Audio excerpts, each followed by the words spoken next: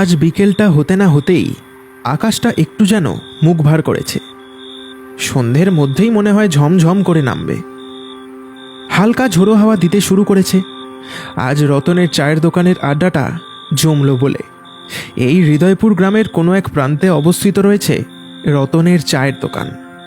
রোজ সন্ধ্যাবেলায় সেখানে কয়েকজন ছেলে ছোকরাদের দল গিয়ে জমায়েত হয় আড্ডার আসর জমাতে। কয়েকদিন এক টানা ভ্যাপসা গরমের পর শেষমেশ আজ বিকেলে আবহাওয়াটা যেন একটু হলেও ঠান্ডা হয়েছে। তাই আজ রতনের দোকানের আড্ডাটা সন্ধে নামার আগেই শুরু হয়ে গেছে। এই রতনদা, আজ তোমার দোকানটা দেখবে শুধু, আড্ডা একেবারে গম গম করবে। এই একেবারে সেরা কথা বলেছিস ভাই। উফ, কদিন যা ভয়ানক গরম গেল, আজও যদি গরমটা না কমতো তাহলে নির্ঘাত কোনো বুড়ো হাবড়া গরমের চোটে এই পটল তুলতো। হি হি। ফটিকের কথায় সবাই সায় দিল। সত্যি কদিন গরমের চোটে সবার প্রাণ অষ্টাগত হয়েছিল। রতন লোকটা তাদের কথা শুনতে শুনতে এক মনে তেলে ভাজা ভাজছিল। তবে সে যেন কাউকে তার দোকানের দিকে আসতে দেখে একটু যেন বেশি খুশি হলো। আরে আরে গোপাল খুড়ো, তুমি? আরে আরে, এসো এসো, বসো। গোপাল খুড়ো এই গ্রামের নামকরা গুণিন। রতন তাকে আসতে দেখেই বড্ড আনন্দ পেয়েছিল।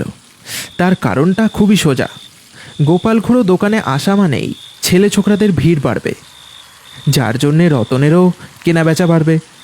কারণ গোপাল খুড়োর কাছে গল্প শুনতে এই গ্রামের সকলেই ভালোবাসে। আর আজকের এই মরশুমে তার এখানে আসার ফলে চায়ের দোকানের আড্ডাটা এবার যে জমে যাবে সেটা রতনসহ সকলেই বুঝতে পারল। গোপাল খুড়ো ততক্ষণে আটো সাটো হয়ে বেশ আরাম করে বসেছে বেঞ্চিটায়। এরই মধ্যে আরও কজন ভিড় করেছে আশেপাশে। তা খুড়ো, আজ আমাদের বরং একটা ভূতের গল্প শোনাও দেখি। তোমার গল্পের সাথে প্রকৃতির ঝিরিঝিরি ঠান্ডা হাওয়া আর তার সাথে গরম গরম তেলে ভাজা আর মুড়ি, উফ, জমে একেবারে ক্ষীর। গোপাল খুড়ো নিজেও জানত আজ সবাই তাকে ধরবেই, তাই সে আর বেশিক্ষণ চুপ থাকলো না। তোরা আজ এই আবদারটা করবি আমি ভালো মতোই জানতুম। তাই তো আগে থেকেই ভেবে রেখেছিলাম সব একেবারে। তবে আজ তোদের কোনো এই গল্প কথা না, এই আমার সাথে ঘটে যাওয়া একটা সত্যি ঘটনার কথা বলবো আজ।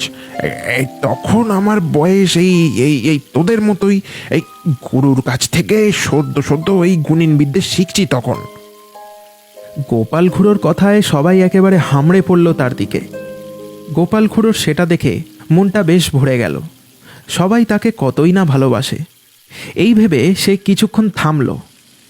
তারপর রতনকে বলল, এই রতন, এই কটা গরম গরম বেগুনি আর ফুলুরি ছাড় তো দেখি। এই ছেলে পিলেরা কি এই শুধু মুখে গপ্প শুনবে নাকি? রতন বুঝল খুড়ো কি বলতে চাইছে। খুড়োর কথা মতো সে সবাইকে একটা করে কাগজের ঠোঙা ধরিয়ে দিল। সবাই বেশ আনন্দের সাথে মুড়ি তেলে ভাজা খেতে খেতে গল্প শুনতে থাকলো খুড়োর কাছে। হ্যাঁ, যা বলছিলাম, তখন সবেমাত্র এই গুণিন বিদ্যা শিখছি। এ বিদ্যায় খুব একটা পাকাপোক্ত যে হয়েছি তা না, তবে কিছু না হলেও ছোটোখাটো ভূতেদের কাবু করার মতো ক্ষমতা তখন চলে এসেছিল আমার মধ্যে। তো সেইবারেই আমি আমার বিদ্যার সর্বপ্রথম ব্যবহার করেছিলাম। কি বলছো গো খুড়ো? তাহলে তো মন দিয়ে শুনতে হচ্ছে। হ্যাঁ রে বাবা, শোন তবে। সেইবার আমি আমার খুব কাছের এক বন্ধুর বাড়ি যাচ্ছিলাম। তখনকার দিনে শুধুমাত্র শহরেই তারের টেলিফোন ব্যবহার শুরু হয়েছিল। গ্রামেগঞ্জে তখনও চিঠি করেই কথাবার্তা বলতে হতো। আমার ওই ঘনিষ্ঠ বন্ধু আমাকে চিঠি করে তাদের বাড়িতে যাবার আমন্ত্রণ জানিয়েছিল। কথাটা ফেলতে পারিনি, বেরিয়ে পড়েছিলাম তার বাড়ির উদ্দেশ্যে। তখন চলতো কয়লার ইঞ্জিন। ট্রেনটা একরাশ কালো ধোঁয়া আর ছাই উড়িয়ে ঢুকলো ঝাঁঝাগঞ্জ নামক এক স্টেশনে। তখন রাতের আধার নেমে গেছে চারিদিকে। এই হৃদয়পুর থেকে ঝাঁঝাগঞ্জ পৌঁছতে বেশ অনেকখানি সময় লাগে।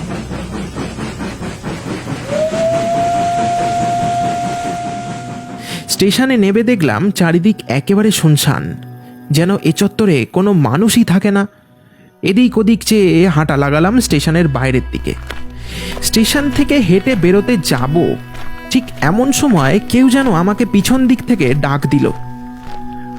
এই যে, ও ছেলে, কোথায় যাও তুমি? পিছনে ফিরে দেখলাম কালো কোট পরা স্টেশন মাস্টার দাঁড়িয়ে আছে। আমি বললাম, আমি আমার এক কাছের বন্ধুর বাড়ি যাব, ওই শাপলাডাঙ্গার দিকে সে থাকে। লোকটা যেন কিছু ভেবে একটু গম্ভীর হয়ে গেল, তারপর বলল, এই রাত দুপুরে একা একা বেরিয়ে এই ঝাঁঝাগঞ্জে চলে এসেছো? তা তুমি কি কিছুই জানো না নাকি? আমি একটু অবাক হলাম। মানে কি বলতে চাইছেন একটু খুলে বলুন না। চারিদিকে তাকিয়ে দেখে কি কিছুই বুঝতে পারছো না? দেখো, চারিদিকে কি কোনো লোক দেখতে পাচ্ছ? রাতের আধার নামলে এই স্টেশন চত্বর পুরো ফাঁকা হয়ে যায়। এই জায়গা মোটেই ভালো না। একমাত্র দিনের বেলায় এখানে লোকের আনাগোনা থাকে, তাও তাও এই হাতে গোনা। ভয়ে কেউ এদিকে আসে না। ট্রেনে চড়ার জন্যে বেশিরভাগ লোকই এই পরের গায়ের স্টেশন থেকে ট্রেনে ওঠে। এই আমিও তো রাত নামলেই এই নিজের কেবিন থেকে খুব একটা বেরোই না। 20 বছর ধরে চাকরি করছি এখানে। হ্যাঁ, তবে আজও গভীর রাত হলেই ওদের ওদের ওদের অট্টহাসি শুনে আমার ঘুমটা ভেঙে যায়। মানে কি বলতে চাইছেন? এ চত্বরে কি ভূত প্রেতের কোনো ব্যাপার আছে? হ্যাঁ হ্যাঁ হ্যাঁ, ঠিক ধরেছ একদম। এই স্টেশনের আশেপাশে ওরা ওরা ওরা ঘোরাফেরা করে। এই রাত নামলেই ওরা। তুমি তুমি তুমি না হয় 8টার লোকালটা ধরে এই বাড়ি ফিরে যাও। আর না হয় একটা কাজ করো, এই কোনো দিকে না তাকিয়ে এই দৌড়ে এই স্টেশন চত্বর ছেড়ে পালাও। না হলে বড় বিপদে পড়বে। আমি আমি আমি আমি এই বলে দিলাম। আমি এখন যাই, এই ডাউনের লোকালটা আসার সময় হয়ে গেল। এই বলে লোকটা হন্তদন্ত হয়ে চলে গেল। আমি ভাবলাম এসব নিয়ে আমার চিন্তা করার কোনো দরকারই নেই, এসবের সাথে লড়াই করার ক্ষমতা আমার আছে। তবে মনে মনে নিজের প্রতি একটু হলেও কিন্তু বোধ হলো। আসলে তখন সদ্য আমি এই বিদ্যা শিখছি, তো তার ওপর এর আগে কোনোদিনও কারোর ওপর ও ক্ষমতা ব্যবহার পর্যন্ত করিনি। এই ভেবে একটু ভয় হলো আমার। তবে ভয়কে জয় করতে হবে, তবেই তো সফল হতে পারবো। এই ভেবে মনে মনে গুরুর নাম নিতে নিতে বেরিয়ে পড়লাম স্টেশনের বাইরে। যত বিপদ যেন সেদিনই অপেক্ষা করছিল আমার জন্য। স্টেশনের বাইরে বেরোতে না বেরোতেই দেখলাম কোথার থেকে যেন এক রাশ কুচকুচে মেঘ এসে জড়ো হয়েছে আমার মাথার ওপরে। এ বৃষ্টি যদি একবার শুরু হয় তাহলে টানা ঘন্টা 3 না হয়ে থামবে না। আর বেশি দেরিও হলো না কাণ্ডটা ঘটতে। কথাটা ভাবতে না ভাবতেই ঝমঝম করে শুরু হলো মুষলধারে বৃষ্টি। দূর, আজ আমার কপালটাই খারাপ দেখছি। বাড়ি থেকে তো ছাতাটাও নিয়ে আসিনি। কি করে বুঝবো রোদ খটখটে এরম দিনে ঝমঝম করে বৃষ্টি নামবে? কথাটা মনে মনে ভেবে নিজেকেই দোষারোপ করছিলাম, এমন সময় একটা আলো আমার চোখে পড়ল। একটু দূরে কেউ যেন আমার দিকে তাকিয়ে হাতে আলো নিয়ে দাঁড়িয়ে রয়েছে। যেই জায়গাটায় দাঁড়িয়ে সেটা এই স্টেশনেরই একটা মালগুদাম।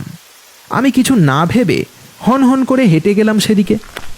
গিয়ে দেখলাম একটা মাঝবয়সী লোক ঢলঢলে ফতুয়া আর ধুতি পরে হাতে একটা লণ্ঠন নিয়ে ঘরের বাইরে দাঁড়িয়ে আমার দিকেই তাকিয়ে। বলছি আমাকে একটু আশ্রয় দেবেন এখানে? বৃষ্টিটা থামলেই আমি আমি আমি চলে যাব। বাড়ি থেকে ছাতাপত্তর কিছুই নিয়ে বেরোয়নি। এভাবে বেশিক্ষণ ভিজলে শরীরটা যে আমার খারাপ করবে। আমার কথা শুনে লোকটা মুচকি হেসে বলল, দেখো কাণ্ড। আরে আরে এই তোমাকে তো ওই একা দেখেই তো আমি আমি আলোটা নিয়ে বেরিয়ে এলুম। এই তোমাকে তো ডাকছিলাম, শুনতে পাওনি নাকি? আমাকে আবার কখন ডাকলেন? কই, শুনতে পাইনি তো। ওই দেখো কাণ্ড। আচ্ছা আচ্ছা, যাকগে, বাকি কথা না হয় পরে হবে। এখন জলদি জলদি ভিতরে এসো দেখি। লোকটার কথা মতো ভিতরে চলে গেলাম। ঘরের ভিতরটা একটু গুমোট মতো, একটা স্যাঁতস্যাঁতে ভাব। লোকটা এখানে কি করে থাকে কি জানি। এই নাও, এইটা দিয়ে মাথাটা আর গাটা মুছে নাও। ঘরের মধ্যে আরও একটা ছোট্ট ঘর আছে। লোকটা আমাকে গামছাটা দিয়ে সেখানেই চলে গেল। আমি গা হাত ভালো করে মুছে সামনের রাখা কাঠের বেঞ্চিটায় বসে পড়লাম। কিছুক্ষণ পর ওই লোকটা ঘরটা থেকে বেরিয়ে এসে আমার সামনের বেঞ্চিটায় বসলো। কিছুক্ষণ আমার দিকে এক নজরে তাকিয়ে থাকার পর সে বলল, তা বাবা, এই তুমি যাবে কোথায়? আমি আমি যাব ওই শাপলাডাঙ্গায়। ওখানে আমার এক খুবই কাছের বন্ধু থাকে, তার কাছেই যাচ্ছি আর কি। বেশ বেশ বেশ, এই তবে এই বৃষ্টি আজ থামবে বলে তো মনে হচ্ছে না। দেখলাম কথাটা বলেই লোকটা কেমন যেন একটা পিতগুটে মার্কা হাসি হেসে উঠল। আচ্ছা বাবু, একটা কথা জিজ্ঞেস করবো? হ্যাঁ, করুন না। বলছি বাবা, তুমি ভূতে বিশ্বাস করো? না মানে ওই জিজ্ঞেস করলাম আর কি। হঠাৎ লোকটার এই প্রশ্ন শুনে আমি বড় অবাক হলাম। ভূত? হ্যাঁ, তা করি, তবে ভয় পাই না। কিন্তু হঠাৎ আপনি এই প্রশ্ন কেন করলেন বলুন তো? না মানে ওই আর কি, এমনি জিজ্ঞেস করলাম। তারপর লোকটা আবারও খানিকক্ষণ চুপ করে বসে রইল। বাইরে তখনও এক নাগাড়ে বৃষ্টি হয়েই চলেছে। বৃষ্টিটা যে থামার নামই নিচ্ছে না দেখছি। আমি বেঞ্চিটা থেকে উঠে পড়লাম। তারপর দরজার সামনেটায় গিয়ে দাঁড়ালাম। হঠাৎ কেমন যেন মনে হলো লোকটা আমার ঠিক পিছনে এসে দাঁড়িয়েছে। পিছন ফিরতেই দেখি ঠিক তাই, লোকটা কেমন যেন ভূতের মতো এসে দাঁড়িয়েছে। তার চোখের চাউনিটা সাংঘাতিক, চোখের দিকে যেন তাকাতে পারলাম না। ততক্ষণে আমার একটু হলেও বোধ হয়েছে যে লোকটা মোটেই স্বাভাবিক নয়। কথাটা আমি আমার মনের মধ্যেই চেপে রাখলাম। এ কি, আপনি ভয় পাইয়ে দিয়েছিলেন যে মশাই? ফিক ফিক করে দুবার হেসে লোকটা গডমট করে আবারও সেই ঘরটার মধ্যে ঢুকে পড়ল। কি জানি ও ঘরে কি আছে, সেই এসে থেকে লোকটা বারবার ওই ঘরের মধ্যেই ঢুকছে আর বেরোচ্ছে। চাপগে সেসব, এবার বৃষ্টিটা থামলে হয়। আমি আবারও ওই বেঞ্চিটায় গিয়ে বসলাম। ঠান্ডা হাওয়া খেয়ে চোখটা যেন জুড়িয়ে যাচ্ছিল আমার। কিছুক্ষণ একটু চোখ বুজে বসে থাকলাম। তারপর চোখ খুললাম একটা অস্বস্তি বোধ হওয়াতে। চোখ খুলতেই যা দেখলাম তাতে আমার বুকের ভিতরটা ছ্যাত করে উঠল। দুটো নরকঙ্কাল আমার সামনে যেন কোনো মূর্তির মতো দাঁড়িয়ে রয়েছে। এরই মধ্যে আশপাশের হাওয়ার মধ্যে একটা মাংস পচা গন্ধও ছড়িয়েছে। আমার ব্যাপারটা সুবিধের ঠেকল না। জোরে একটা চিৎকার করে আমি বললাম, কারা তোরা? কেন এসেছিস এখানে? দেখলাম আমার চিৎকার শুনে ওই লোকটা ঘর থেকে হুড়মুড় করে বেরিয়ে এলো। আরে কি হলো কি মশাই, চেঁচাচ্ছেন কেন? ও বুঝেছি, এদের দেখে ভয় পেয়েছেন তাই তো? তা তো স্বাভাবিক, ভয় তো পাবেনই। দেখুন তো, এবার আমার দিকে তাকিয়ে দেখুন, আমাকে দেখে ভয় পাচ্ছেন কিনা। দেখলাম এবার ওই লোকটাও আস্তে আস্তে কেমন যেন একটা ভয়ানক রূপে পরিণত হলো। তার মুখে বড় বড় ধারালো দাঁতের শাড়ি দেখা দিয়েছে এখন।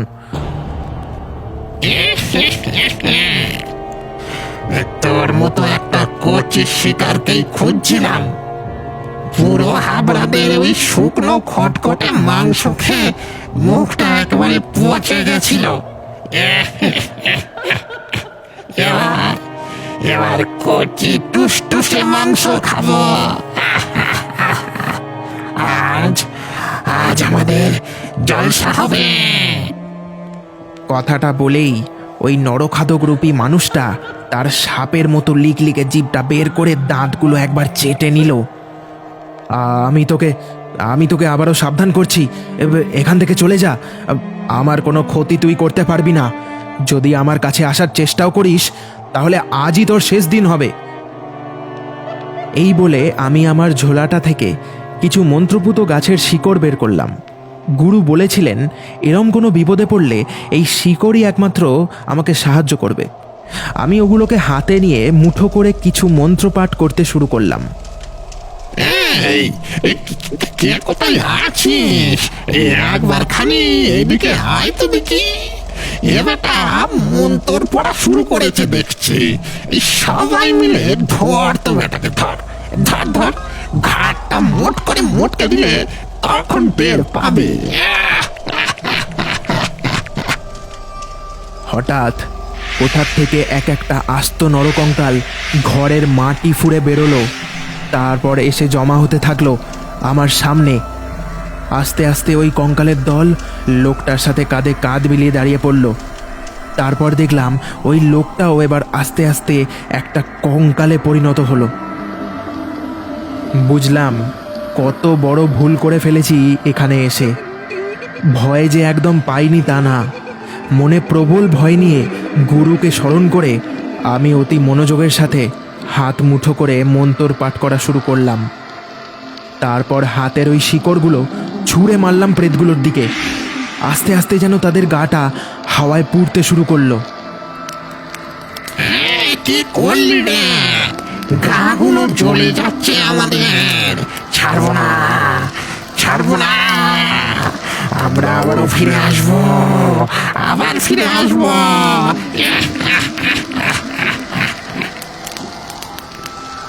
মুহূর্তে এক এক করে ওই অশরীরীদের দল যেন আস্তে আস্তে হাওয়ায় মিলিয়ে গেল। বুঝলাম এবার বিপদ কেটে গেছে।